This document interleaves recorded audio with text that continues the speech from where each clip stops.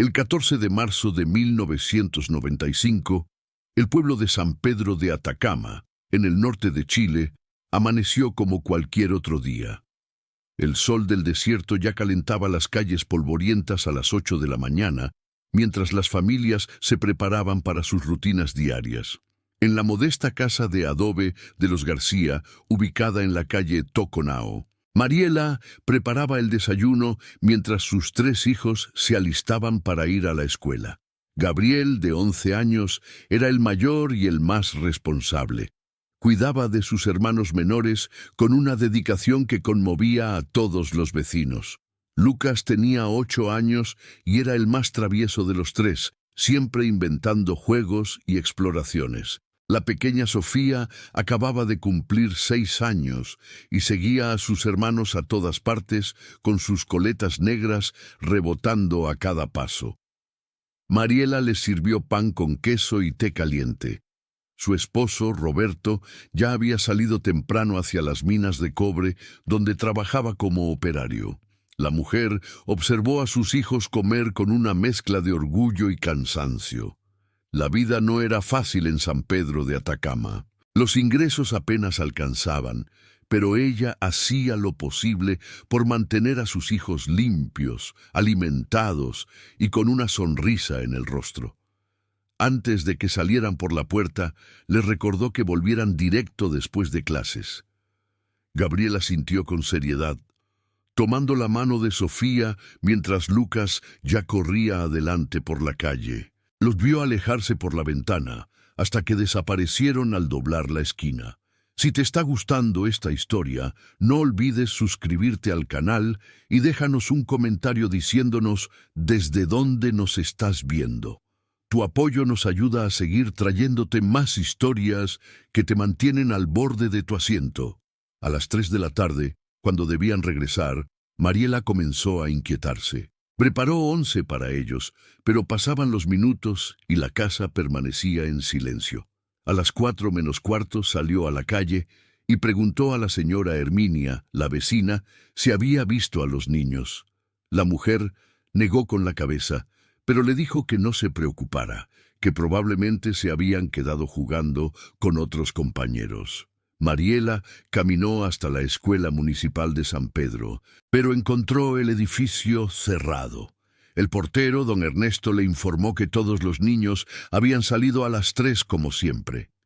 Gabriel, Lucas y Sofía habían salido junto con el resto del grupo. A las 5 de la tarde, cuando Roberto llegó del trabajo cubierto de polvo rojizo, encontró a su esposa llorando en la puerta de la casa. Ninguno de sus 3 hijos había regresado. El hombre sintió que el estómago se le revolvía. Salió inmediatamente a buscarlos, recorriendo cada calle del pequeño pueblo. Preguntó en el almacén, en la plaza, en la iglesia. Nadie los había visto después de la salida de clases. Algunos niños recordaban haberlos visto caminando por la calle Caracoles, la principal del pueblo, pero después de eso, nada. Era como si la tierra se los hubiera tragado. A las 7 de la noche, cuando el sol comenzaba a ocultarse tras las montañas del desierto, tiñendo el cielo de naranja y púrpura, Roberto y Mariela acudieron al retén de carabineros. El sargento Osvaldo Parra los recibió con seriedad. Tomó nota de los nombres, edades, descripción física de cada niño y la ropa que llevaban puesta. Gabriel vestía un suéter azul y pantalones grises.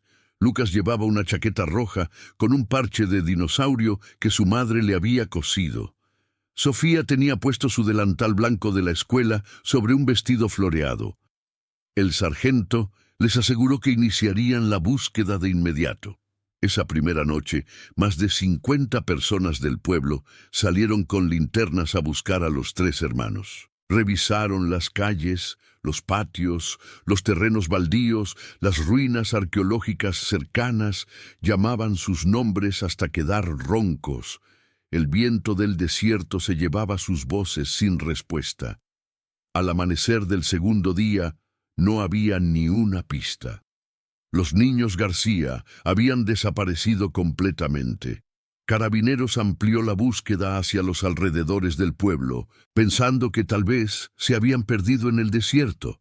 Pero San Pedro de Atacama era un lugar pequeño, y los niños conocían bien cada rincón. No tenía sentido que se hubieran alejado tanto. El tercer día apareció el primer indicio. Un pastor que llevaba sus cabras por un sendero cerca del río San Pedro encontró la mochila de Gabriel. Estaba parcialmente enterrada en la arena, a unos 3 kilómetros del pueblo, en una dirección opuesta a la escuela y su casa. Dentro había cuadernos, lápices y una fotografía familiar. No había señales de forcejeo ni de sangre. Simplemente la mochila abandonada en medio de la nada. Los padres la reconocieron de inmediato al ver el nombre bordado en la solapa. Mariela la apretó contra su pecho sollozando, mientras Roberto exigía a los carabineros que intensificaran la búsqueda. Llegaron refuerzos de Calama, la ciudad más cercana. Un equipo de detectives de la Policía de Investigaciones se hizo cargo del caso. Interrogaron a maestros, vecinos, familiares. Revisaron los registros de personas que habían pasado por el pueblo esos días. San Pedro de Atacama era un destino turístico creciente, con viajeros llegando constantemente para visitar el Valle de la Luna, las lagunas altiplánicas y los géiseres del Tatio. ¿Podría algún turista estar involucrado? Los detectives siguieron cada pista, pero todas conducían a callejones sin salida. Una testigo, la señora Eliana Contreras, dueña de una pensión en el pueblo, recordó haber visto a los 3 niños subirse a una camioneta blanca cerca de la plaza alrededor de las 3:30 de la tarde del día de la desaparición. No pudo ver al conductor, pero le había parecido extraño porque los niños entraron voluntariamente, sin señales de resistencia. Esta información cambió la dirección de la investigación. Ya no se trataba solo de niños perdidos. Ahora se buscaba a un secuestrador. Se emitió una alerta nacional. Los rostros de Gabriel, Lucas y Sofía aparecieron en todos los noticiarios de Chile. Miles de personas colaboraron con información, pero ninguna pista resultó concreta. Hubo supuestos avistamientos en Santiago, en Valparaíso, incluso en Argentina, pero todos resultaron ser casos de identidad equivocada. Los meses pasaron convirtiéndose en años, y los 3 niños García seguían sin aparecer. La investigación perdió fuerza. Los detectives pasaron a otros casos. La vida en San Pedro de Atacama continuó, pero la familia García quedó suspendida en un limbo de dolor y esperanza. Mariela nunca dejó de buscar. Cada vez que escuchaba de un niño encontrado, viajaba al lugar sin importar la distancia. Roberto se sumergió en el trabajo. Era la única forma de no volverse loco. Los vecinos los ayudaron económicamente durante los primeros años, pero eventualmente el apoyo disminuyó. La gente necesitaba seguir con sus vidas. Solo los García permanecían atados al 14 de marzo de 1995, el día que su mundo se detuvo. En el pueblo surgieron teorías. Algunos creían que los niños habían sido secuestrados por una red de trata de personas que operaba en el norte de Chile. Otros pensaban que habían caído víctimas de un psicópata que recorría los pueblos del desierto. Hubo quienes, en voz baja, sugirieron que tal vez los padres estaban involucrados, aunque esta teoría nunca tuvo fundamento y fue rápidamente descartada por los investigadores. Roberto y Mariela habían pasado todas las pruebas y sus coartadas eran sólidas. Eran víctimas, no victimarios. Los años transformaron a los García en sombras de lo que habían sido. Mariela envejeció 2 décadas en 5 años. Su cabello negro se llenó de canas y su rostro adquirió arrugas profundas. Roberto desarrolló problemas cardíacos debido al estrés constante. Pero nunca perdieron la esperanza de que sus hijos regresaran. Conservaron intactas las habitaciones de los 3 niños, con sus camas tendidas, sus juguetes ordenados, como si en cualquier momento fueran a escuchar la puerta abrirse y las voces de Gabriel, Lucas y Sofía llenando la casa nuevamente. En el año 2000, 5 años después de la desaparición, se realizó una misa conmemorativa en la iglesia del pueblo. Asistieron más de 200 personas. El padre Eusebio ofreció palabras de consuelo y oró por el regreso de los niños. Mariela leyó una carta que había escrito para sus hijos, con la voz quebrada, rogándoles que volvieran a casa. El evento fue cubierto por la prensa y generó un breve resurgimiento del interés público, pero pronto la historia volvió a hundirse en el olvido. Había otros casos, otras tragedias, y la gente tiene memoria corta. En 2008, 13 años después de la desaparición, Mariela sufrió una crisis nerviosa severa que la llevó a ser hospitalizada en Calama. Los médicos le diagnosticaron depresión mayor y le recetaron medicamentos que la ayudaron a funcionar, pero que también la mantuvieron en un estado de adormecimiento emocional. Roberto consideró mudarse del pueblo, empezar de nuevo en otro lugar, pero Mariela se negó rotundamente. ¿Y si los niños regresaban y no los encontraban?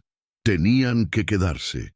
La casa de la calle Toconao se convirtió en una especie de santuario, un lugar congelado en el tiempo esperando un milagro.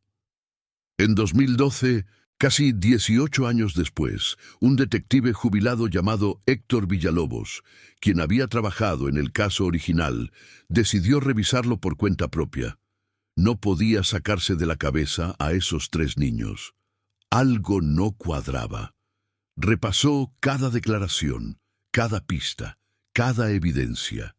La camioneta blanca, el testimonio de la señora Contreras.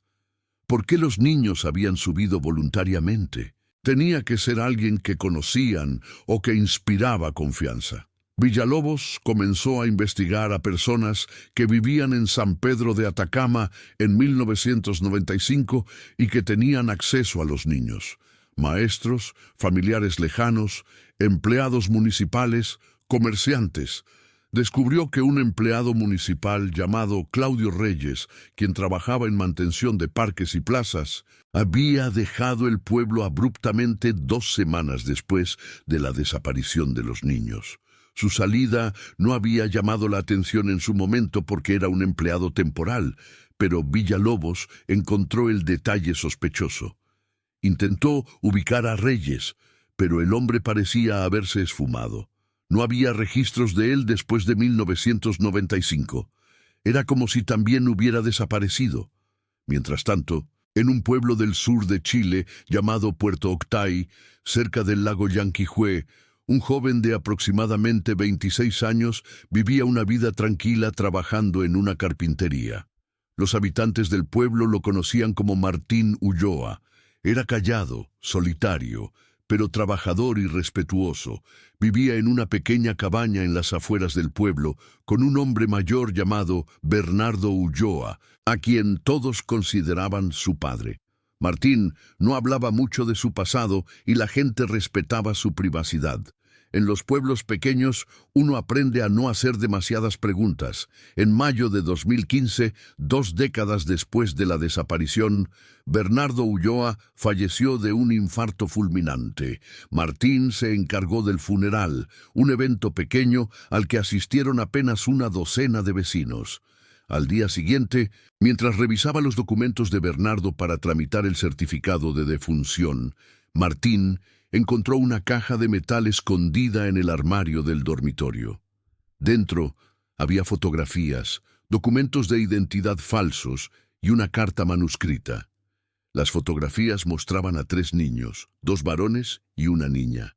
Una de las fotos tenía una inscripción en el reverso: Gabriel, Lucas y Sofía, San Pedro de Atacama, 1994. Martín sintió que el mundo giraba a su alrededor. Estudió las fotografías con intensidad. El niño mayor se parecía a él. Los rasgos, la forma de los ojos, la sonrisa tímida. Era él. Abrió la carta con manos temblorosas. Estaba escrita por Bernardo y dirigida a Martín. En ella, el anciano confesaba que Martín no era su hijo biológico. En marzo de 1995, Bernardo había estado en San Pedro de Atacama, trabajando temporalmente en una obra de construcción. Había conocido a Claudio Reyes, quien le había ofrecido dinero a cambio de llevarse a un niño fuera del pueblo. Bernardo, viudo y sin hijos, había aceptado. Reyes le entregó a Gabriel, de 11 años, diciéndole que el niño era huérfano y necesitaba un hogar. Bernardo se lo creyó en ese momento, o al menos eso quiso creer.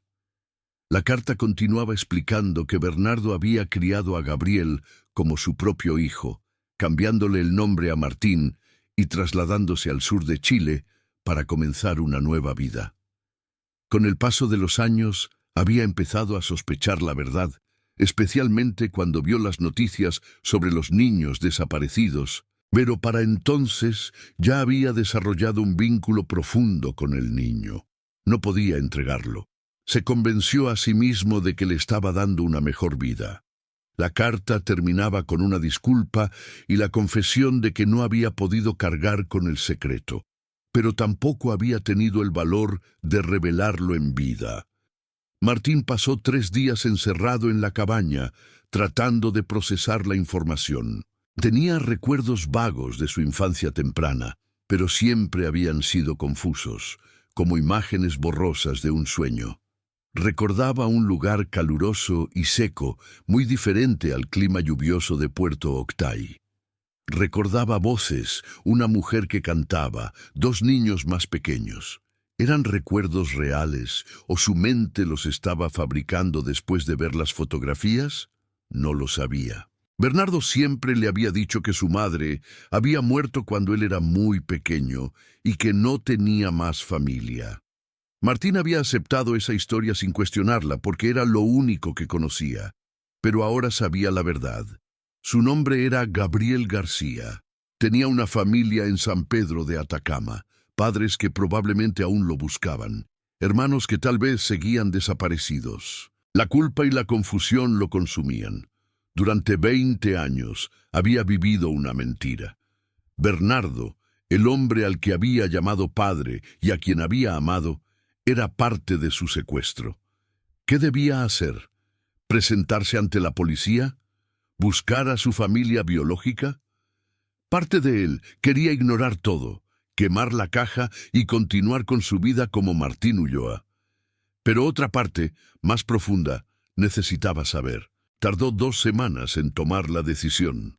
Una mañana de junio, Martín cerró la carpintería, empacó algunas pertenencias en una mochila y tomó un bus hacia Puerto Montt.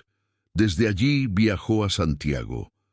En la capital, después de 2 días de deliberación, entró a la sede de la Policía de Investigaciones y pidió hablar con alguien del Departamento de Personas Desaparecidas. Le asignaron a una detective llamada Isabel Ferreira, una mujer de unos 40 años, con mirada inteligente y modales amables.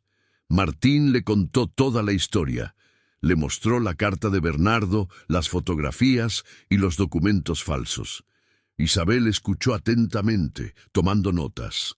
Al terminar, ella le preguntó si estaría dispuesto a realizarse una prueba de ADN para confirmar su identidad. Martín aceptó.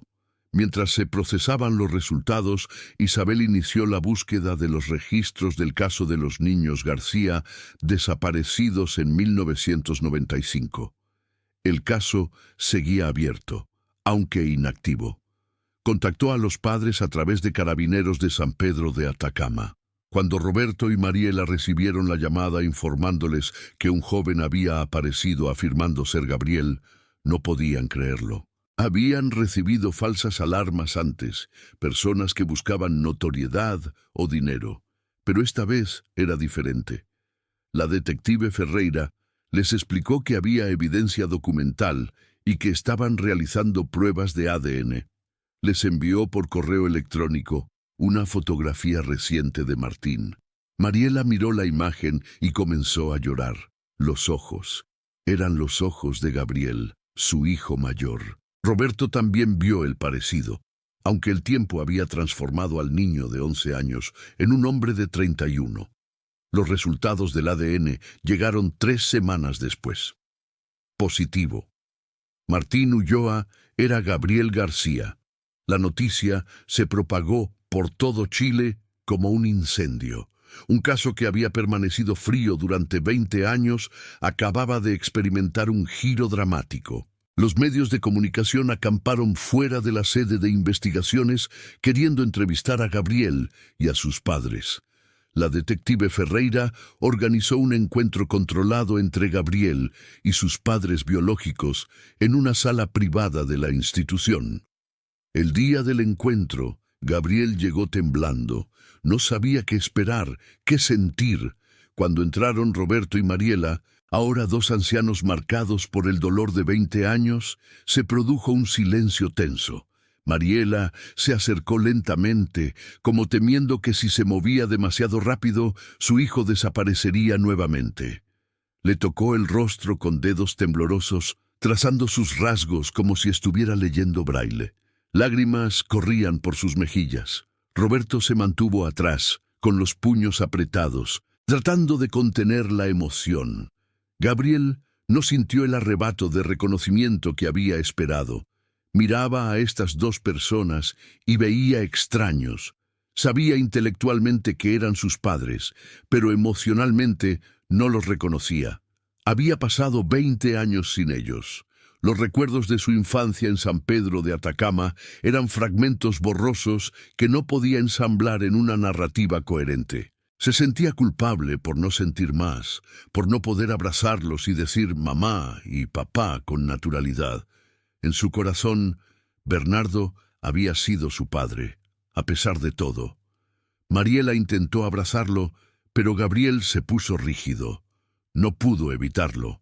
El contacto físico de esta mujer desconocida le resultaba incómodo. Roberto notó la incomodidad de su hijo y detuvo suavemente a su esposa. Entendía que esto iba a ser un proceso largo. Su hijo había regresado, pero ya no era el niño de 11 años que habían perdido. Era un hombre adulto con 20 años de experiencias que ellos no conocían. Un extraño con sus genes. Durante la reunión, que duró casi 2 horas, la detective Ferreira medió las conversaciones. Gabriel les contó sobre su vida con Bernardo, sobre Puerto Octay, sobre su trabajo en la carpintería.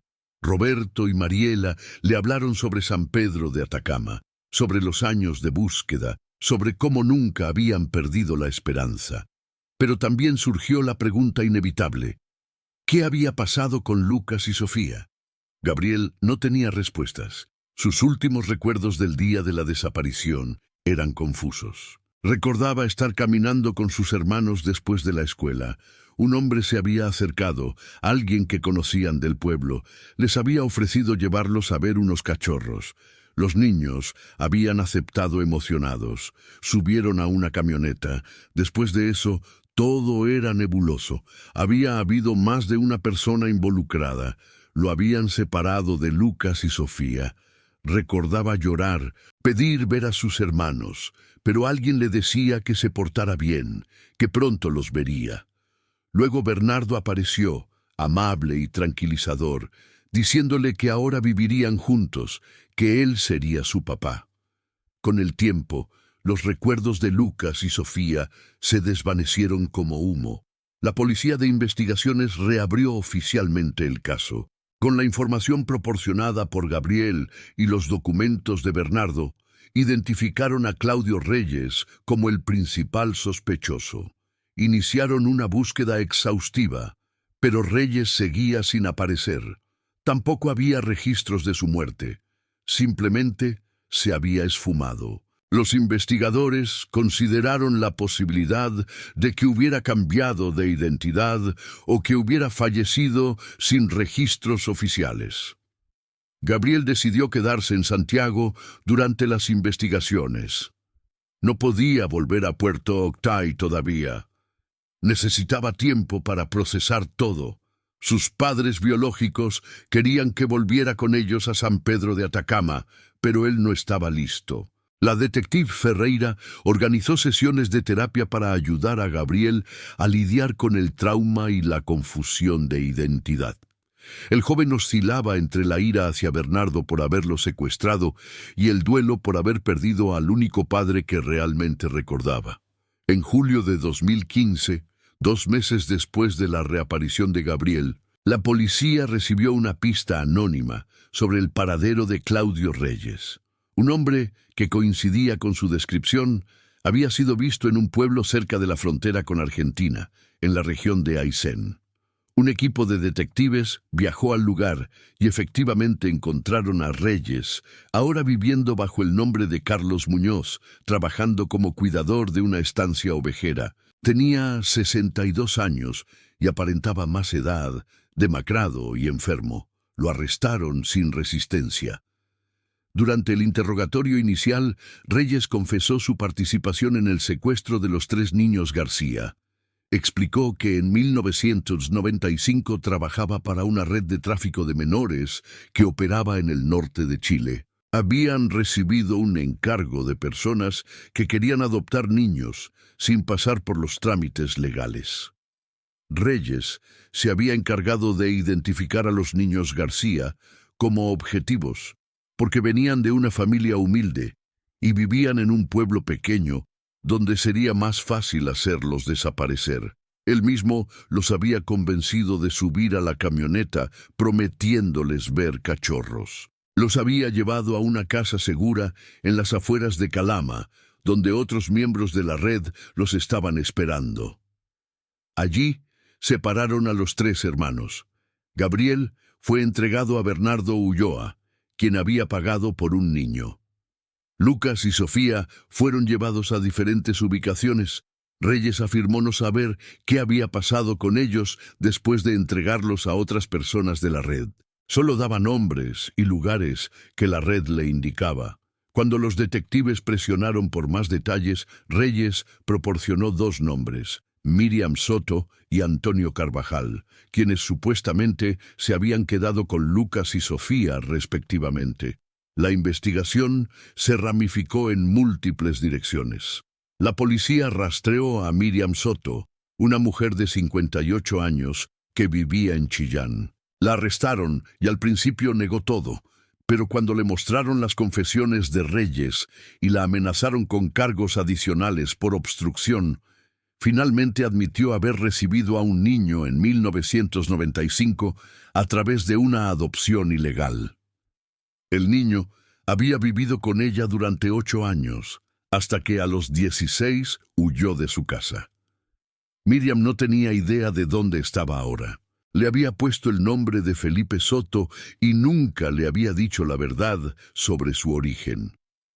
Los investigadores obtuvieron fotografías de Felipe y se las mostraron a Roberto y Mariela. El parecido con Lucas era innegable. Emitieron una alerta nacional con las fotografías actualizadas digitalmente de cómo se vería Lucas a los 28 años. La búsqueda se intensificó, pero Lucas seguía sin aparecer. Había decenas de jóvenes en Chile que se ajustaban a la descripción. Cada pista tenía que ser verificada meticulosamente. Mientras tanto, los detectives intentaron localizar a Antonio Carvajal, el hombre que supuestamente había recibido a Sofía. Descubrieron que Carvajal había muerto en 2008 en un accidente de tráfico. Había vivido en Temuco con su esposa, Laura Carvajal, quien seguía viva. Cuando los detectives la contactaron y le preguntaron sobre una niña adoptada ilegalmente, Laura se desmoronó. Confesó que ella y Antonio no habían podido tener hijos y habían acudido a medios ilegales para obtener una niña. Les habían entregado a Sofía en 1995, a quien llamaron Daniela. Laura explicó entre sollozos que Daniela había vivido con ellos hasta los 18 años. Había sido una niña difícil, con problemas de comportamiento y episodios de depresión. Nunca se sintió completamente cómoda en la familia, como si supiera a algún nivel que algo no estaba bien. A los 18 se había ido de la casa después de una fuerte discusión y había cortado todo contacto. Laura había intentado buscarla durante los primeros años, pero eventualmente se rindió. Daniela estaría ahora en algún lugar de Chile con 26 años, sin saber su verdadera identidad. La policía publicó fotografías de Daniela Sofía en todos los medios de comunicación. El caso había captado la atención nacional y decenas de miles de personas compartían la información en redes sociales. Gabriel, desde Santiago, observaba todo con una mezcla de esperanza y ansiedad. Quería ver a sus hermanos, especialmente a Sofía, de quien conservaba recuerdos más nítidos. La recordaba riendo, siguiéndolo a todas partes, preguntándole cosas todo el tiempo. La idea de que ella estuviera en algún lugar sin saber quién era realmente le rompía el corazón. 3 semanas después de publicar la fotografía de Daniela, una mujer llamó a la línea de denuncias de la Policía de Investigaciones. Dijo que creía que la persona que buscaban era su compañera de trabajo en una librería de Valdivia. Se llamaba Daniela Riquelme y tenía aproximadamente la edad correcta. Los detectives viajaron a Valdivia de inmediato. Encontraron a la joven trabajando en la librería. Cuando la detective Ferreira se presentó y le explicó cuidadosamente la situación, Daniela se quedó paralizada. Miraba las fotografías de los niños García de 1995 sin decir palabra. Daniela aceptó realizarse la prueba de ADN. Mientras esperaban los resultados, la detective Ferreira pasó varias horas hablando con ella. Daniela contó que siempre había sentido que no pertenecía a su familia adoptiva. Tenía recuerdos fragmentados de otro lugar, de otras personas, pero cuando los mencionaba de niña, Laura y Antonio se ponían nerviosos y le decían que eran solo sueños. Con el tiempo, aprendió a no hablar de esos recuerdos, pero nunca desaparecieron completamente.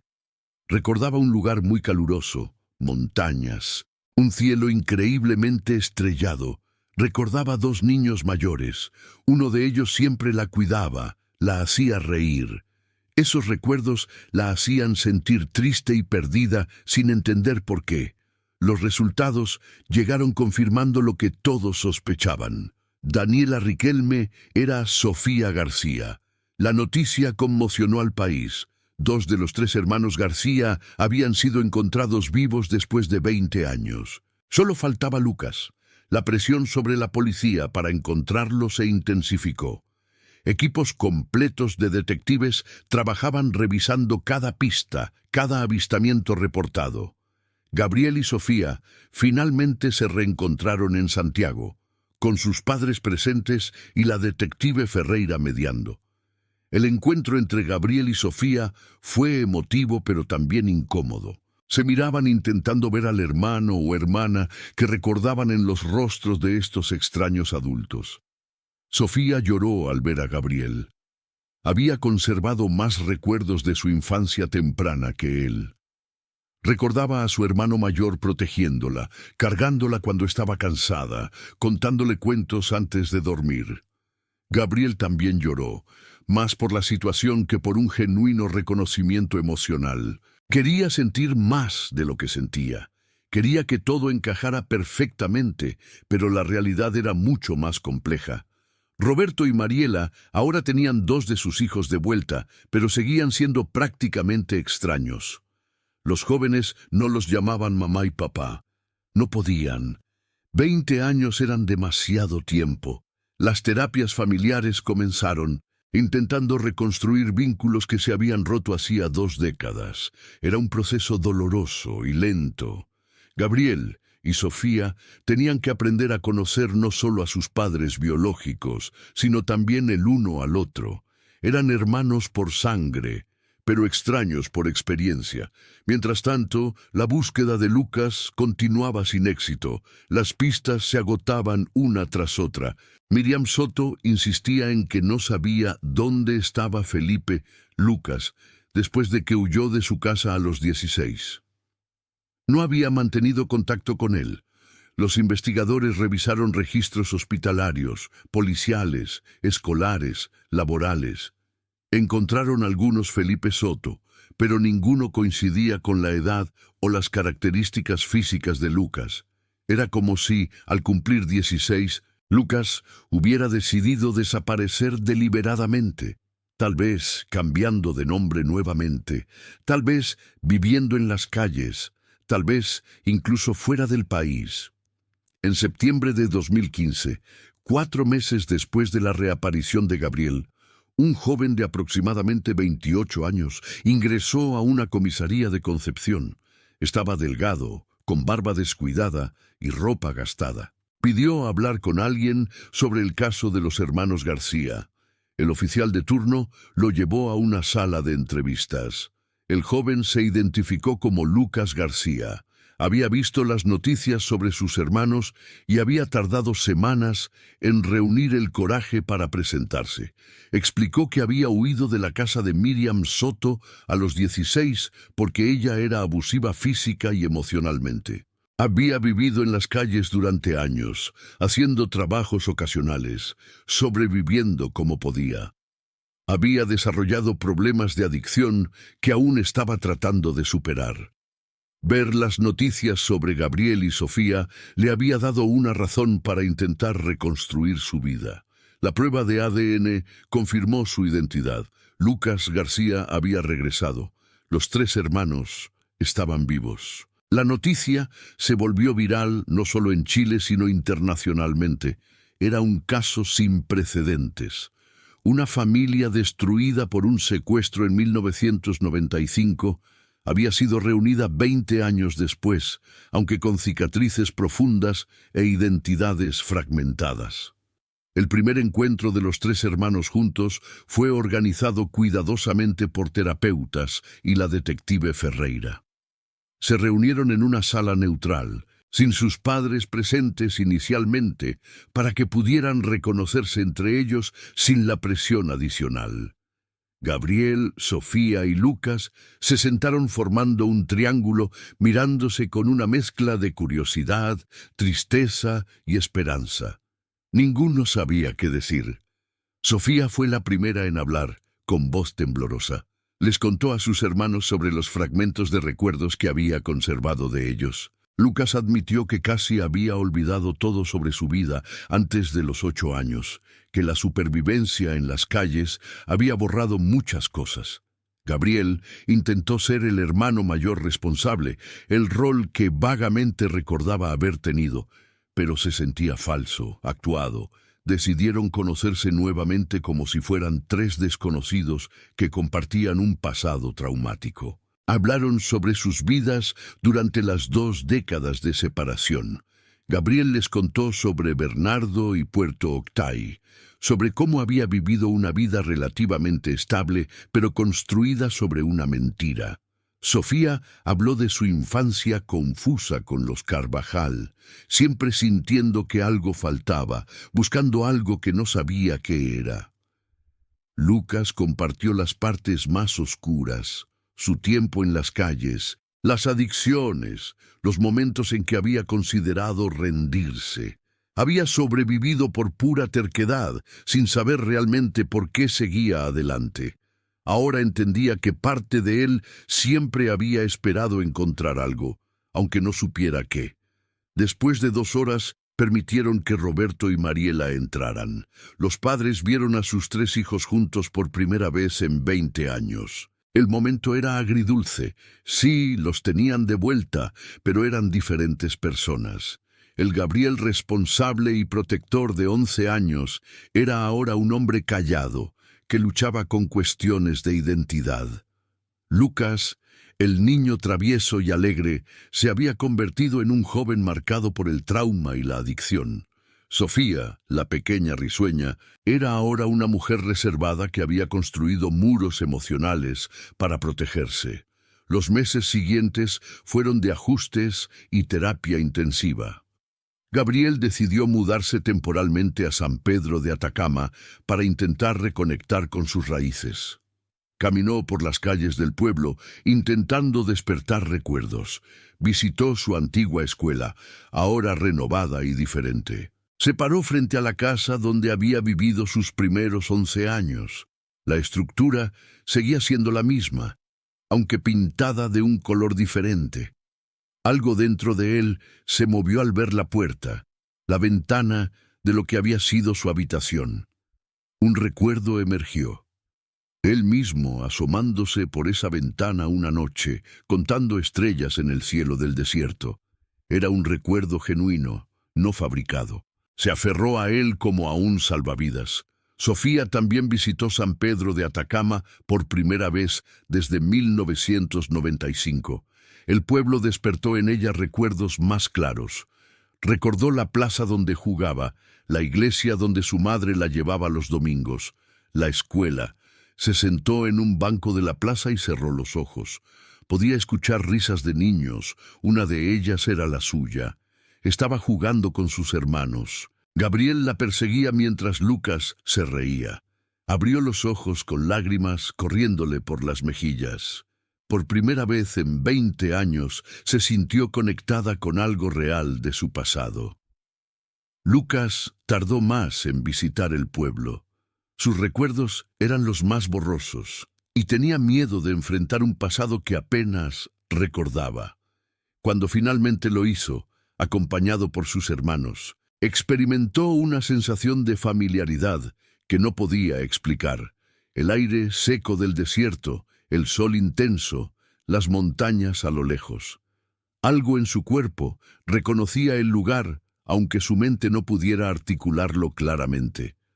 Los tres hermanos caminaron juntos por las calles, señalándose lugares, compartiendo los fragmentos de recuerdos que cada uno conservaba, intentando reconstruir el rompecabezas de su infancia perdida. Roberto y Mariela observaban a sus hijos con una mezcla de alegría y dolor. Los habían recuperado, pero sabían que nunca recuperarían los 20 años perdidos. No pudieron ver a Gabriel graduarse de la escuela. No estuvieron en el primer día de universidad de Sofía. No pudieron ayudar a Lucas cuando más lo necesitaba. Esos momentos se habían perdido para siempre. Lo único que podían hacer era intentar construir una relación desde cero, conocer a las personas en que se habían convertido sus hijos y tratar de ser parte de sus vidas hacia adelante. El juicio contra Claudio Reyes, Miriam Soto y otros miembros identificados de la red de tráfico comenzó en enero de 2016. Todos fueron declarados culpables de secuestro, tráfico de menores y asociación ilícita. Reyes recibió la sentencia más alta, 25 años de prisión.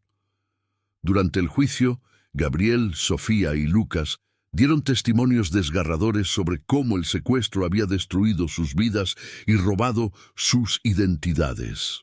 Sofía habló sobre la constante sensación de no pertenecer, de buscar algo que no sabía qué era.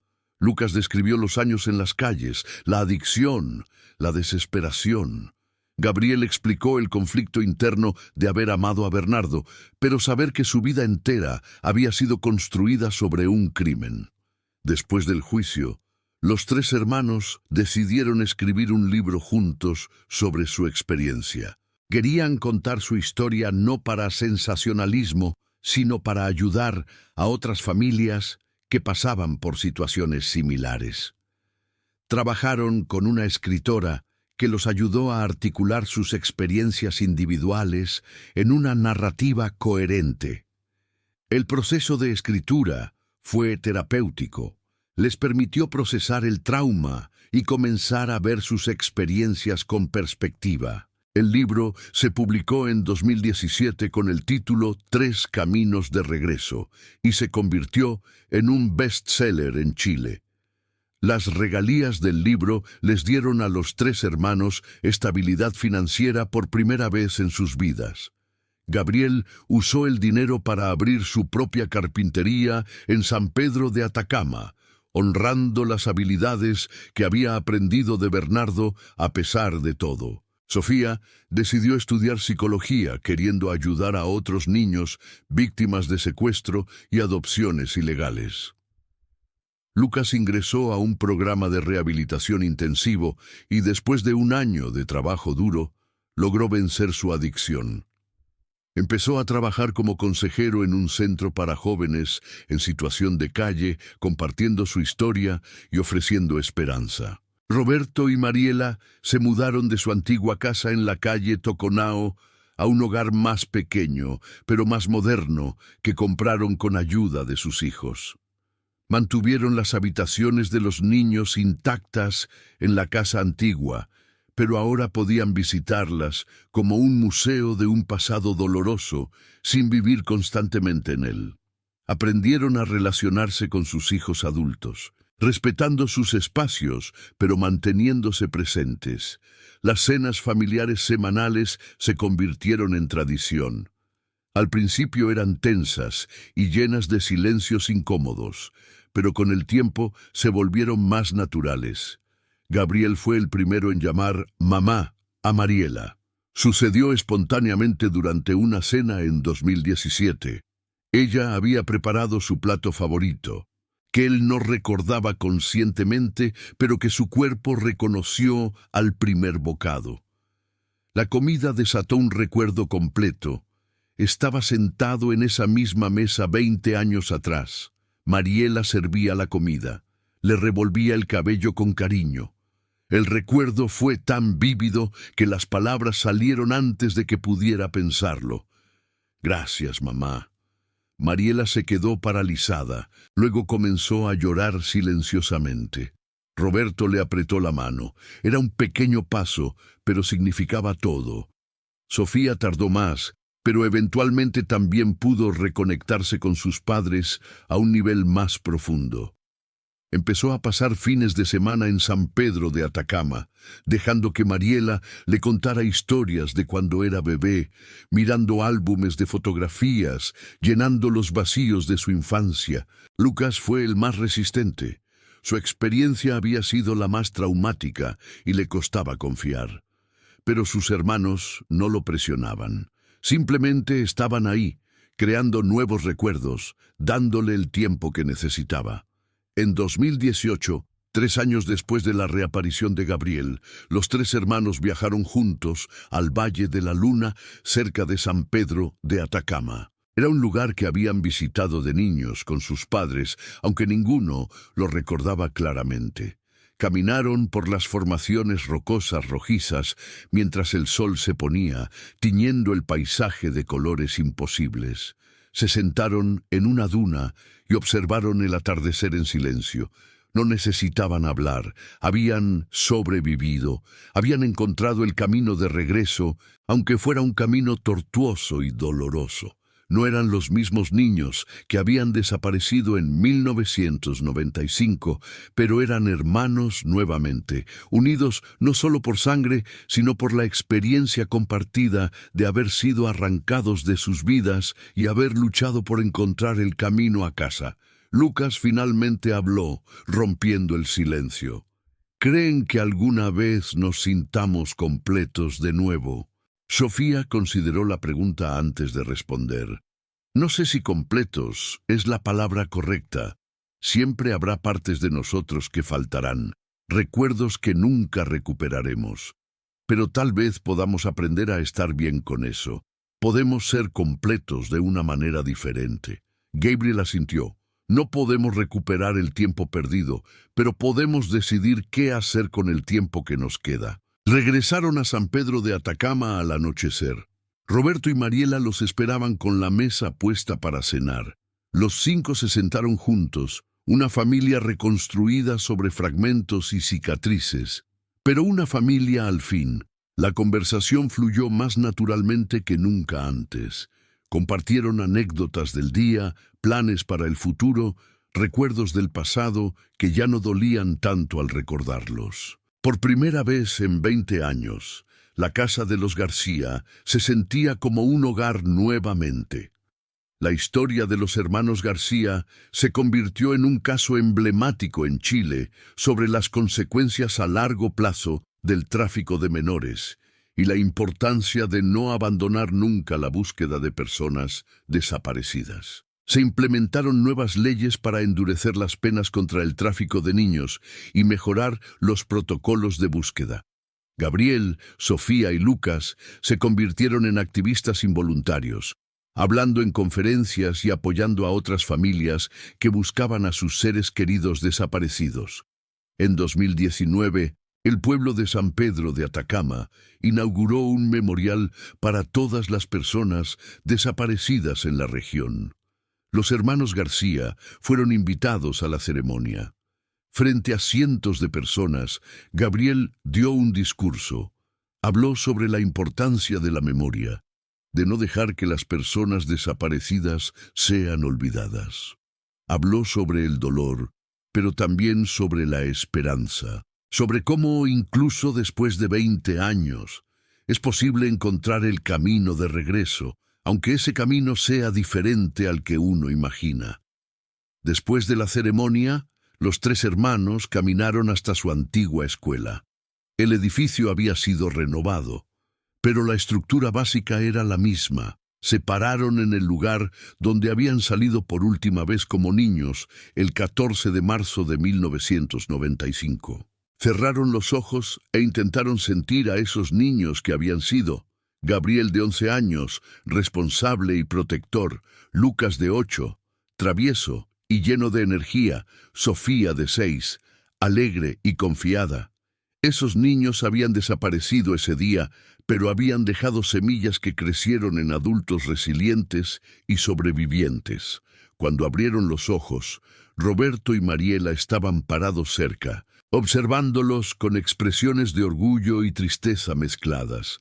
Los padres se acercaron y los 5 se abrazaron en silencio.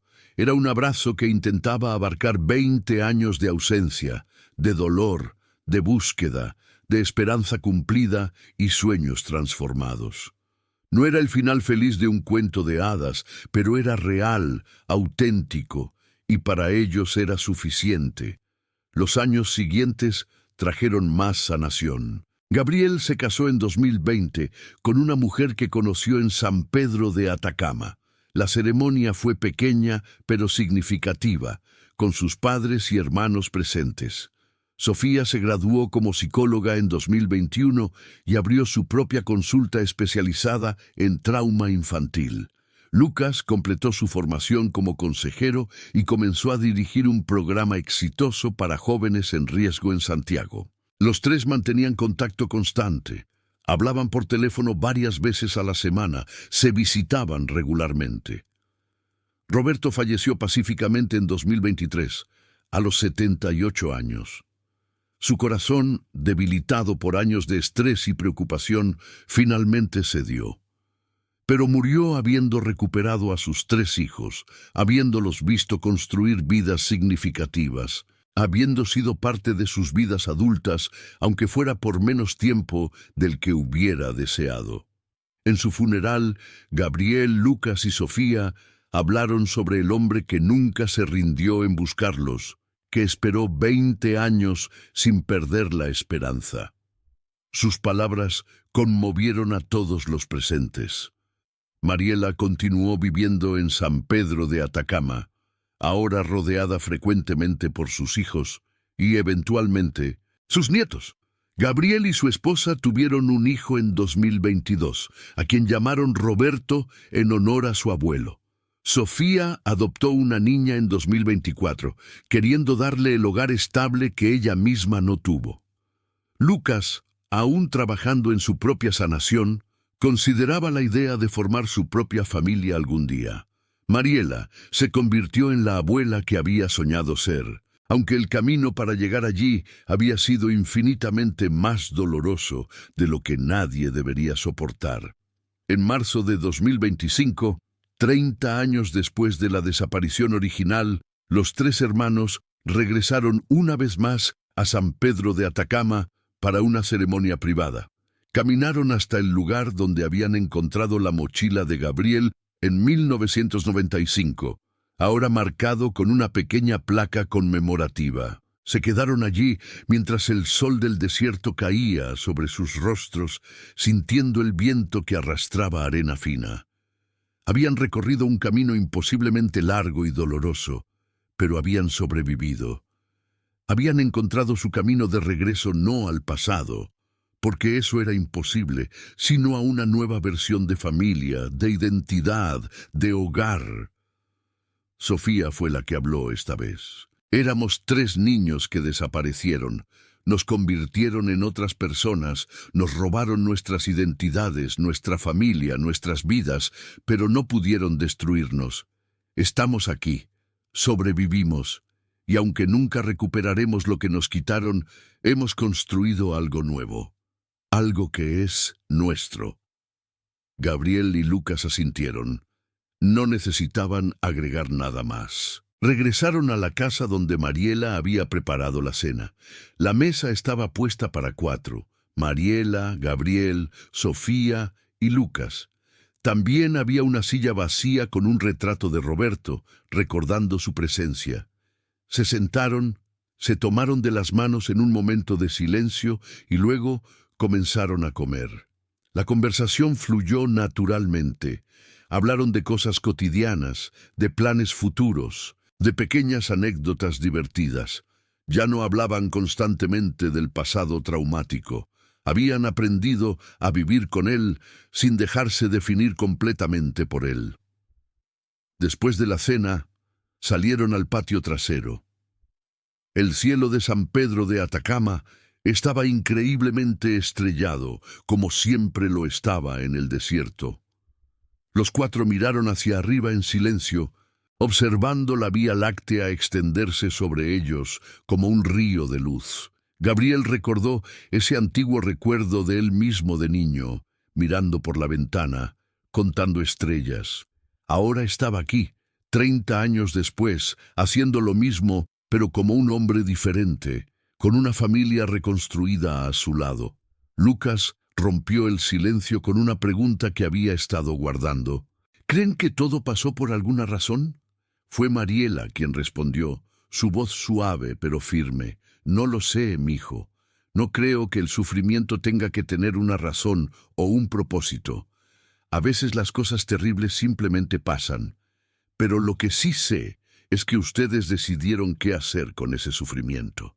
Decidieron sobrevivir, decidieron sanar, decidieron ayudar a otros. Eso no le da sentido a lo que pasó, pero le da sentido a lo que hacen ahora.